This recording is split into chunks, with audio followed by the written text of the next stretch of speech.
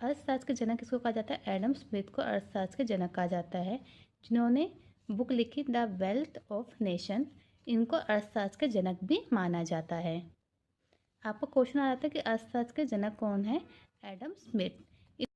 शाखाओं को दो भागों में बांटा गया, व्यष्टि अर्थशास्त्र और समष्टि।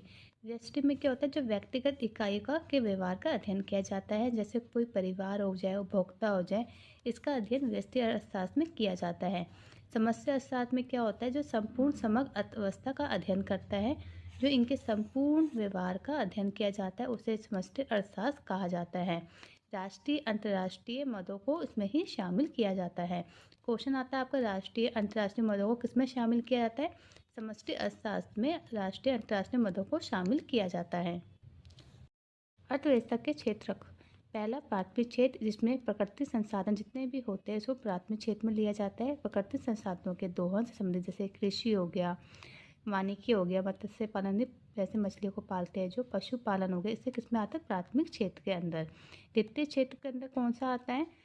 प्राथमिक क्षेत्र के उत्पादों को जो प्रोसेस्ड करके जो नए उत्पाद बनाए जाते हैं, जो भी सेवा का निर्माण होता है, वो द्वितीय क्षेत्र में आते हैं। जैसे निर्माण, विनिर्माण, विद्युत, गैस, जलापूर्ति, ये किस में आते हैं? द्वितीय क्षेत्र में आते हैं। द्वितीय क्षेत्र में क्या आते हैं? जो प्राथमिक व द्वितीय क्षेत्र को अपनी सेवाएं देते हैं। जो प्राथमिक क्षेत्र और द्वितीय क्षेत्र इनको क्या करते हैं? अपनी सेवा प्रदान करते हैं, जैसे परिवहन, संचार, बैंकिंग, बीमा, व्यापार, भंडार, संचार व सामुदायिक सेवाएं।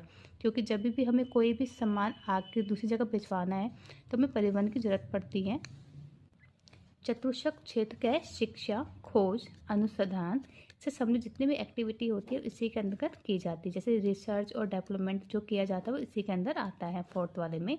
पंचक क्षेत्र कौन से होते हैं? जो उच्च किस्म की सेवाएं देते हैं, जैसे किसी अर्थव्यवस्था के सभी शिक्षण निर्णयों से जुड़ी गतिविधियाँ, या देश में के आर्थिक और सामाजिक क्षेत्र से जुड़े हुए जितने भी निर्णय लिए जाते हैं वो पंचक क्षेत्र से लिए जाते हैं। जैसे सीएम हो गया, सीओ हो गया, सीएम हो गया, वो पंचक क्षेत्र के अंदर ही लिए जाते हैं। जैसे गोल्डन